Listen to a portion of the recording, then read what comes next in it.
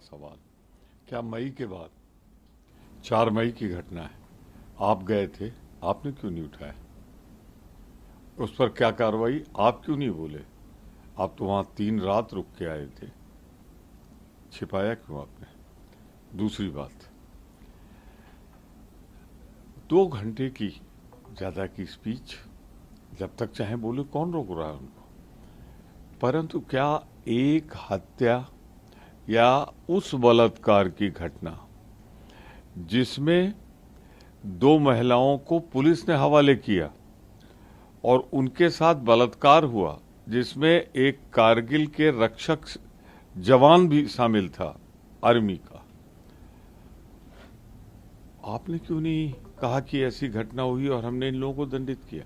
जब तक हमने ये सवाल नहीं उठाया तब तक तो आप मौन धारण किए हुए थे। क्यों छिपाया था आपने इसको? क्यों कार्रवाई नहीं हुई थी? शर्मसार करने वाली दुनिया की घटना है। आप चाहे जितना यहाँ पर मीडिया पर अंकुश लगा लो, इससे हमारा सर शर्म से झुका है। साफ आपको शर्म आई हो ना आई हो, देश को शर्म आई है। तो मैं सिर्फ इतना कहूंगा, 2 घंटे के भाषण में वो नहीं बता सके जो सवालात आज जनता के मन में तैर रहे हैं। कब होगी भारत के नारियों की सुरक्षा की गारंटी? कब तक उनकी अस्मत इस तरह लुटती रहेगी? याद रखना, एक चीरहरण हुआ था द्रौपदी का, कौरव समाप्त हो गए थे। यहां तो आपने सैकड़ों द्रौपदियों का शील हरण कराया है, नामो निशान नहीं मिलेगा इतिहास में आपका। सर, ये कहा उन्होंने कि यूपीए का नाम बदला है। पहले तो उन्होंने कहा कि मणिपुर के मामले पर राजनीति करते हैं। राहुल गांधी गए वहां पर, चौपर से जाना था, कहे नहीं, पहले जिद करी कि मैं पैदल जाऊंगा।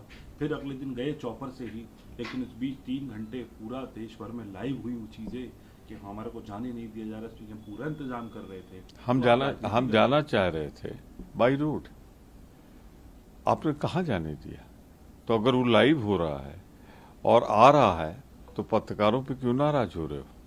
मीडिया से क्यों गुस्सा हो रहे हो? जो सच्चाई थी वो दिखाई गई।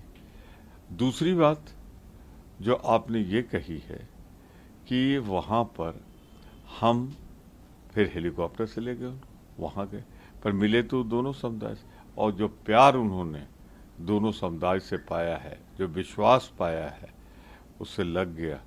वहां नफरत फैलाने वाले जब गए तो उनको जनता ने स्वीकार नहीं किया, और जब मोहब्बत लेकर राहुल गांधी के नेतृत्व में गए तो दोनों समुदाय ने उनमें विश्वास व्यक्त किया। सर, ये भी उन्होंने कहा, आप लोगों की जो 10 साल का यूपीए का शासन रहा, उस पर भी उन्होंने कहा कि यूपीए नाम इसलिए बदल रहे हैं, इंडिया अब इसलिए रख रहे हैं कि पुराने काम छुपाना चाहते हैं। यूपीए मतलब 2G स्कैम, यूपीए मतलब कोल घोटाला, यूपीए मतलब कॉमनवेल्थ घोटाला। तो जब भी यूपीए की बात आती है तो घोटालों की बात आती है, इसीलिए नाम बदलकर इंडिया किया है। देखिए, नाम की बात जो आप कर रहे हैं, मेरा पहला सवाल है, आप इतना चिंतित, इतना परेशान क्यों है जब नए गठबंधन का नाम इंडिया रखा गया? इंडिया शब्द से आपको इतनी नफरत क्यों है, घृणा क्यों है? आप अपने देश का अपमान क्यों करते हो? देखो ना, इंडिया का मतलब क्या होता है, ना समझा हो तो फिर समझा देता हूं। आप उठा के देख लीजिए, part 1, class 1, India that is a Bharat, India that is a Bharat. तो आप प्यार से इंडिया जो भारत है उससे ये घृणा मन में क्यों? क्या इसका नाम ईस्ट इंडिया कंपनी रख दिया जाए, जो जो आचरण आपका है? दूसरा, नाम पे आपको याद दिलाऊं, आप पैदा हुए थे भारतीय जनसंघ के नाम से, सत्ता के लालच में सन 77 में आपने अपने आप को समाहित कर दिया था जनता पार्टी में। याद ना आया हो तो दिला दूं, 1977। और जब आपका स्वार्थ वहां सिद्ध हो गया, आप जो चाहते थे वो हो गया, तो आपने अपना नाम बदल के भारतीय जनता पार्टी क्यों किया? क्यों नहीं पुराने जनसंघ पे गए? क्योंकि नफरत जहां थी वो जनसंघ से जुड़ी जाती थी। तो आप बताओ ना, मेरे इस सवाल का जवाब दो। हमने तो कभी भारतीय राष्ट्रीय कांग्रेस का नाम नहीं बदला, आपने तो अपनी पार्टी का सत्ता के लिए समाहित कर दिया, विलय कर दिया जनता पार्टी में, और जो 2.5 साल भी नहीं चला। फिर एक और दूरी समझा दूं, यूपीए तब था, कै दल थे यूपीए में?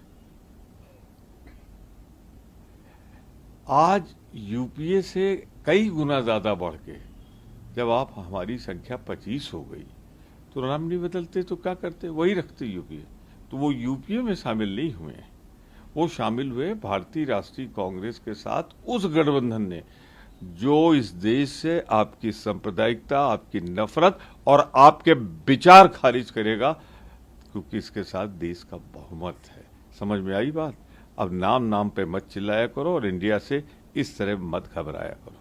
सर, आज प्रधानमंत्री जवाब देंगे, क्या उम्मीद है विपक्ष की? प्रधानमंत्री ने आज जो है सदन को, जो अब तक आप मांग कर रहे थे, आज हालांकि वो लोकसभा की बात है, लोकसभा में प्रधानमंत्री 100 दिन हो गए प्रधानमंत्री जी, आप लोकसभा में इस मुद्दे पर पहले क्यों नहीं बोले? लोकसभा के पहले जब आपको मालूम हो आप देश के प्रधानमंत्री हैं, बड़े, सबसे बड़े समझते हैं, अटल बिहारी वाजपेयी से बड़ा समझते हैं, आपने 4 मई की घटना आज हो जाएगी अगस्त में, 10 अगस्त, इसके पहले आपकी जुबान सीढ़ियों पे खुलती है लोकसभा में, सदन के अंदर नहीं।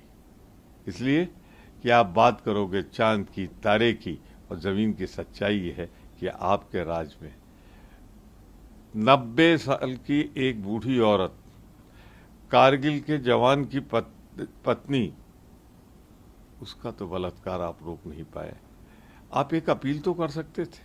हो आए आप, कहाँ अमेरिका, ऑस्ट्रेलिया, दुनिया भर में, कनाडा घूम आए आप, पर आपके मुंह से नहीं निकला। और जिस दिन वहां पत्रकार सम्मेलन में आपसे सवाल पूछा गया, उस दिन हमारा सर से झुक गया।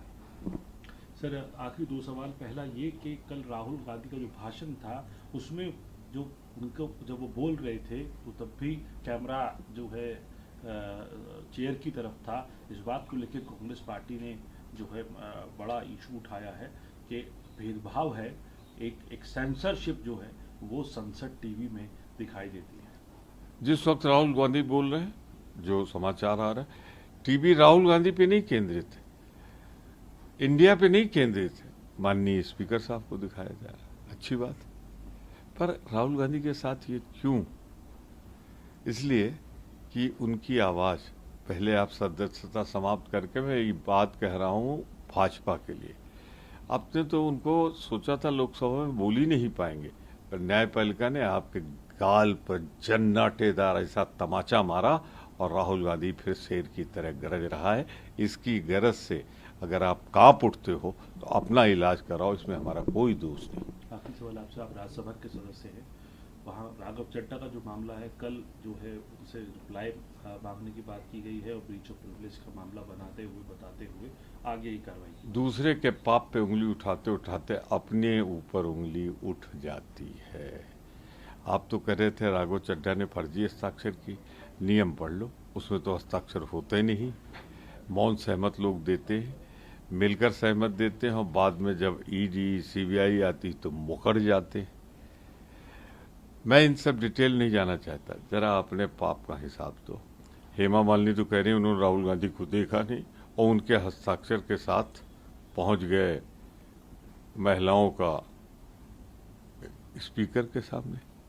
तो फर्जी हस्ताक्षर पे क्या जिन लोगों ने किया है उनके खिलाफ, और अगर हेमा मालिनी जी कह के मुकर गई हैं तो मुकदमा कराने का साहस है आपके अंदर? नहीं है तो राघव चड्ढा ने तो हस्ताक्षर किए नहीं है। राघव चड्ढा ने अगर कुछ नाम लिखे थे तो समिति में आपको अधिकार था, बनाते तो आप ना। जब आपने किया नहीं तो वो मात्र फर्ज अदायगी होती है कि इनके नाम हम सुझाते हैं। तो हमने सुझाया, आपने नकारा, बात वहीं खत्म हो जानी चाहिए।